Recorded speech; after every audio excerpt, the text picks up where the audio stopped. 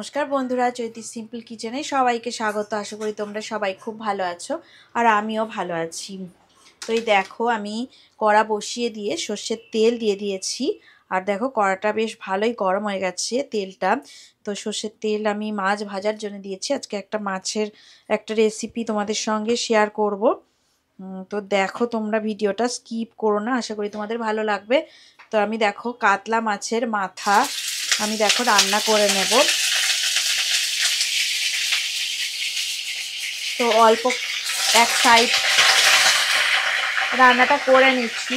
তো ওই মাছটা ভাজা করতে দিয়ে দিয়েছি। আর দেখো একদম মিডিয়াম ফ্লেমে রেখে আমি মাছের মাথা ভেজে নিচ্ছি। তো এটা কাতলা মাছের মাথা। তো সবার প্রথমে বড়দের প্রণাম আর ছোটদের ভালোবাসা জানিয়ে আমি আমার রেসিপি শুরু করলাম। সবাইকে আমার চ্যানেলে অনেক অনেক স্বাগত আর অনেক অনেক ভালোবাসা। তো দেখো, আমি নুন হলুদ মাখিয়ে মাছের মাথায় রাখছিনি। তো এখন দেখো, আমি সামান্য পরিমাণে একটু হলুদ গুঁড়ো আর একটুখানি আমি নুন দিয়ে দিলাম কাতলা মাছের মাথায়। তো মাথা আমি ভালো করে দেখো ভাজা করে নেব। আর ফ্লেমটাকে মিডিয়ামে দিয়ে রেখে ভালো করে ভাজা করে নিচ্ছি। তোমরা ভিডিওটা স্কিপ করো না, প্রথম থেকে শেষ পর্যন্ত দেখো আমি মাছের মাথা দিয়ে কি রান্না করছি। তো আশা করি তোমাদের ভালো লাগবে। তো দেখো, মাছের মাথা ভালো করে লাল করে ভাজা করে নিচ্ছি আমি। তো আজকে যে রেসিপিটা করছি সবাই সেই রেসিপি রান্না করেছো, কিন্তু তাও আমি যেভাবে রান্না করছি সেইভাবেই তোমাদের সাথে আমি শেয়ার করছি। তো আমি কিভাবে রান্নাটা করি তো তোমরা দেখে নাও। তো চলো, মাছের মাথা ভালো করে ভেজে নিই। 5 থেকে 7 মিনিট মিডিয়াম ফ্লেমে রেখে মাছের মাথা আমি ভালো করে ভেজে নেব। তো দেখো, কাতলা মাছের মাথা সুন্দর করে ভাজা হয়ে গেছে। এবার আমি একটা পাত্রে তুলে রাখবো।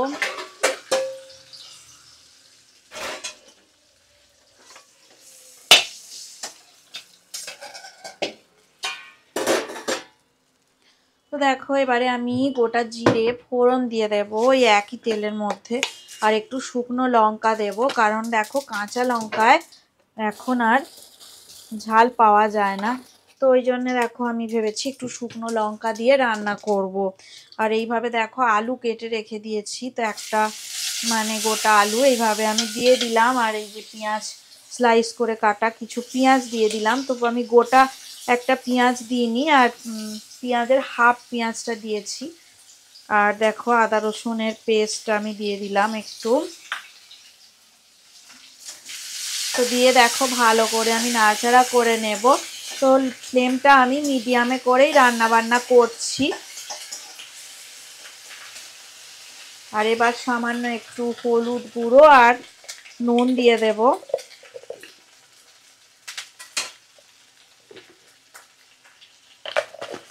দেখো আমি হলুদ গুঁড়ো দিয়ে দিলাম। আর দেখো পরিমাণ মতো আমি নুন দিয়ে দিলাম। আর সামান্য একটু গরম মশলার গুঁড়ো দিয়ে দিলাম। আবার যখন রান্নাটা হয়ে যাবে শেষের দিকে তখন একটু আমি গরম মশলার গুঁড়ো দিয়ে দেব।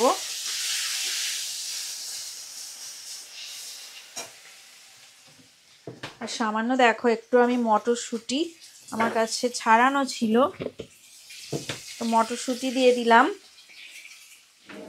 টমেটো কুচি দেখো আমি দিয়ে দিলাম, একদম অল্প টমেটো কুচানো আমি দিয়ে দিলাম। দেখো, তো দেখো মিডিয়াম ফ্লেমে আমি ভালো করে সমস্ত মশলা আগে কষিয়ে নেব। এইবার দেখো মাছের মাথা আমি অ্যাড করে দিলাম। একটু আমি দেখো মাছের মাথা একটু ভেঙে ভেঙে নিতে হবে, কারণ না হলে এই যে গোটা হয়ে থাকবে খুব অসুবিধা হয় এইভাবে রান্না করতে। তো মাছের মাথা আমি দেখো ভেঙে নেব। তো দেখো আমি এই যে কাতলা মাছগুলো ভেজে তুলে নিয়েছিলাম। আর এই যে দেখো এখন আলু মটরশুঁটি টমেটো আর একটু শুকনো লঙ্কা এইসব দিয়ে আমি দেখো মশলা দিয়েছি, আদা রসুন বাটা গরম মশলা হলুদ গুঁড়ো নুন সমস্ত কিছু দিয়ে আমি ভালো করে দেখো এই মাছের মাথা দিয়ে কষিয়ে নিচ্ছি। তো এটা কাতলা মাছের মাথা ছাড়া রুই মাছের মাথা দিয়েও তোমরা এই বাঁধাকপিটা রান্না করতে পারো, তো খুব ভালো লাগবে। তো এখন চলো দেখি এইটা কষিয়ে নিয়ে তারপর দেখো বাঁধাকপিটা আমি অ্যাড করে দেব। তো দেখো মশলা কষানো হয়ে গেছে, এইবার বাঁধাকপি আমি দিয়ে দেব।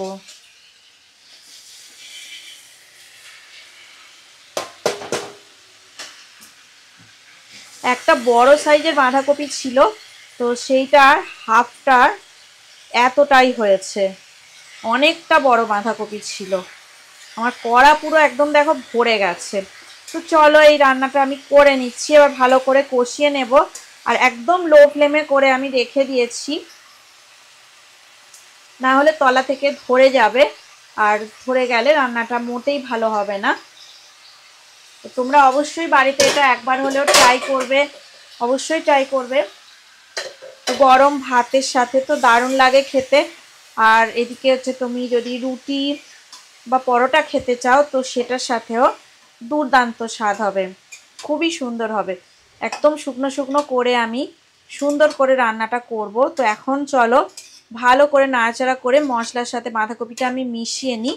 2 থেকে 3 মিনিট এইভাবে আমি নাড়াচাড়া করে নেব আর মিশিয়ে নেব, তারপরে আমি একটু ঢাকা দিয়ে রান্নাটা হতে দেব।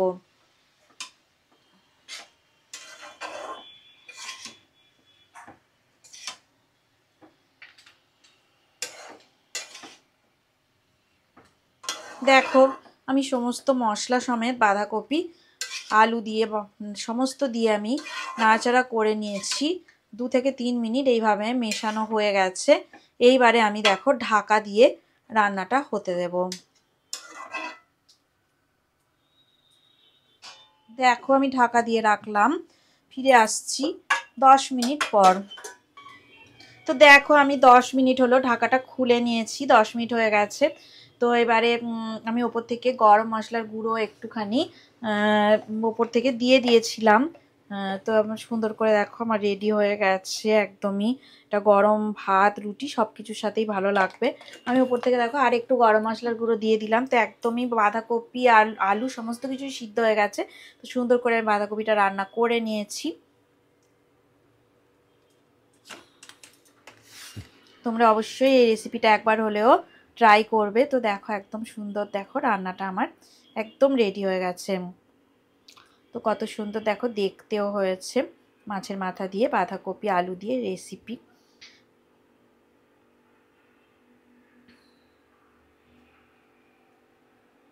রেসিপিটা যদি ভালো লেগে থাকে অবশ্যই লাইক দেবে, শেয়ার করবে আর কমেন্ট করে আমাকে জানাবে তোমাদের কেমন লাগলো। তোমরা সবাই ভালো থাকো, সুস্থ থাকো আর আমার রেসিপি এভাবে দেখতে থাকো। এতক্ষণ তো রেসিপিটা দেখার জন্য তোমাদের সবাইকে অনেক অনেক ধন্যবাদ। আর পুরনো বন্ধুদের তো অনেক ধন্যবাদ, আর নতুন বন্ধু আছো আমার চ্যানেলটা সাবস্ক্রাইব করে আমার পাশে থেকো। আজকের মতো টাটা, পরে আবার নতুন রেসিপি নিয়ে তোমাদের সঙ্গে আবার